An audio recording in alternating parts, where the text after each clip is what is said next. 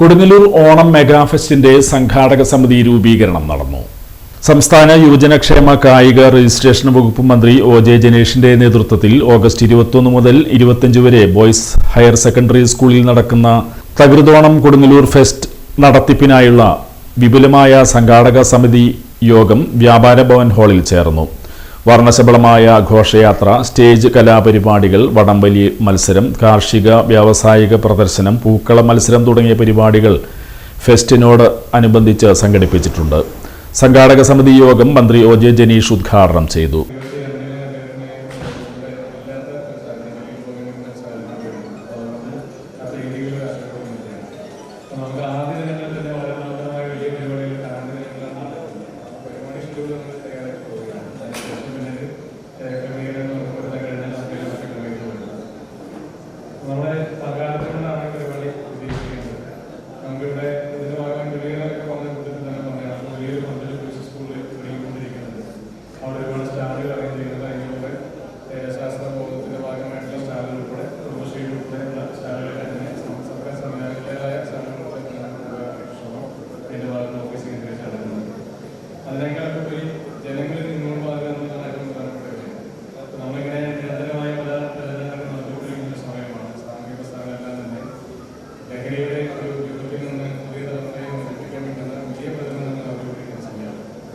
അങ്ങനെ സമയത്ത് ജീവിതത്തിന്റെ യഥാർത്ഥ ആഘോഷങ്ങൾ എന്ത് ചെയ്യുന്നത് പുതിയ തലമുറ തിരിച്ചറിയപ്പെടാതെ പോകുന്ന ഒരു കാലത്തെയാണ്.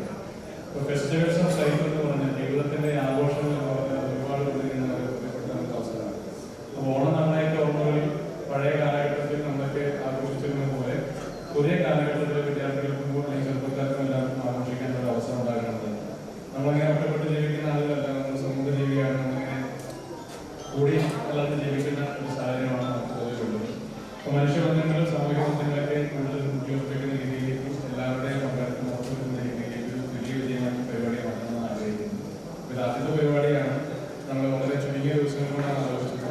നമ്മളെങ്ങനെ വകുപ്പ് തല പരിപാടികളൊക്കെ ആലോചിക്കുന്ന കൂട്ടത്തിലാണ് എനിക്ക് തോന്നുന്നത്. അങ്ങനെ എല്ലാവരും പോയി നടത്തുന്നത് നമുക്ക് തന്നെയാണ് തൃശ്ശൂർ കേന്ദ്രീകരിച്ചിട്ടുള്ളത്. അപ്പോൾ അവിടെ destination management committee destination management കമ്മിറ്റിയിലുണ്ട്. ഞാനായിരുന്നു നമുക്ക് കൊടുങ്ങല്ലൂർ നഗരസഭാ വൈസ് ചെയർപേഴ്സൺ സുമിത നിസാഫ് അധ്യക്ഷയായി.